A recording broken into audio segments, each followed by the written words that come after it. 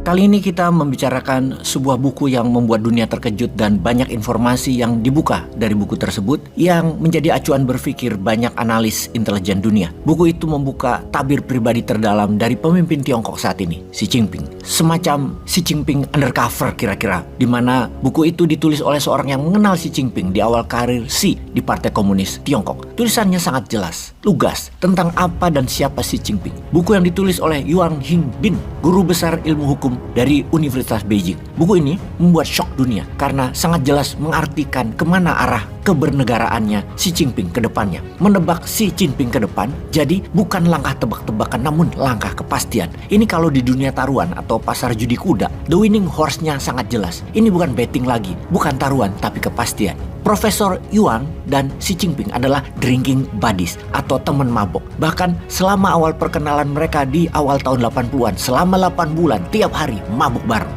Baru-baru ini Profesor Yuan membuat buku yang mengatakan pengambilan Taiwan adalah 100% kepastian oleh Xi Jinping. Di buku itu Profesor Yuan membuka tabir siapa sesungguhnya Xi Jinping yang dunia belum tahu. Di buku tersebut juga menuangkan apa isi kepala Xi Jinping dan latar belakang terbentuknya kehidupan Xi Jinping dan psikologisnya atau psikometrinya. Masa tahun 80-an awal adalah masa kritis bagi pemuda Xi Jinping yang masih menjadi anggota Partai Komunis Muda di kota kecil Xiamen. Ayahnya Xi Jinping baru saja mendapat teguran keras dari pemimpin Partai Komunis kala itu, Deng Xiaoping, karena mendukung pemikiran pemimpin komunis sebelumnya, Hu Yaobang. Teguran keras Deng kepada ayah Xi membuat ayahnya secara psikologi jatuh sampai mengalami mental breakdown.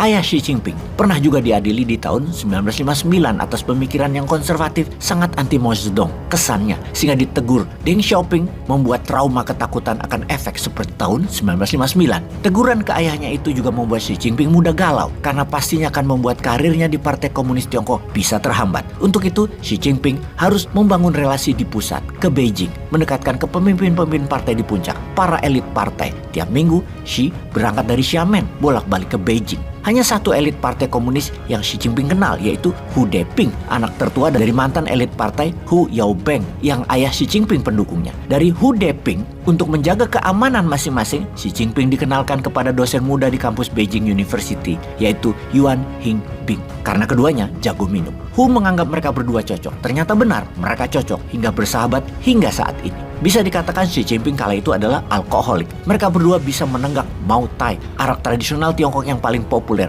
Biasanya orang minum 2 seloki sudah pada mabuk bertumbangan. Namun Profesor Yuan dan Xi setengah botol belum goyang. Biasanya setengah botol pertama Xi Jinping masih diam. Namun tegukan-tegukan berikutnya Xi Jinping mulai ngoceh, mulai tipsi. Kita semua tahu tradisi Barat, Amerika atau Inggris, tradisi Timur, Jepang atau Tiongkok untuk mengenal karakter atau isi hati atau isi kepala seseorang adalah membawa mereka ke meja makan dan bercengkrama sambil minum alkohol. Ketika mabuk, karakter aslinya keluar. Apakah dia bajingan ekonomi, apakah dia penjahat kelamin, apakah tukang gosip, manipulator. Di situ topengnya semua terbuka ketika mabuk. Makanya setelah minum bareng, kalau karakter Anda terlihat bagus, pengusaha Jepang misalnya atau Tiongkok baru melanjutkan kerja sama dengan Anda. Kalau Anda dilihat negatif ketika mabuk, mereka off, tidak jadi deal dengan Anda. Penting bagi pengusaha atau pejuang ekonomi untuk segera mengenal karakter calon mitra. Tercepat ajak minum. Kalau tidak, tahunan atau panjang masa kita mengenal karakter seseorang yang aslinya atau true colornya seseorang. Bahkan nih ya, maaf ngomong ya, banyak perkawinan sudah 10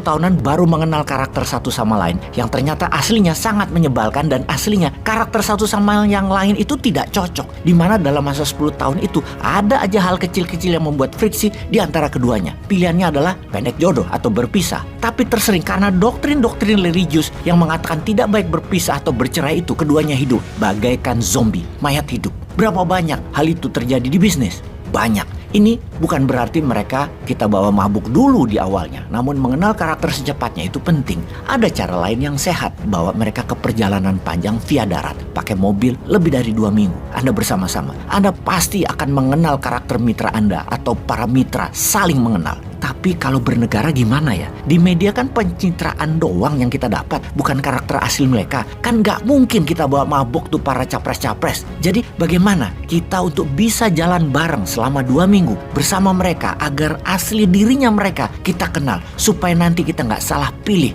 ke depannya. Peace.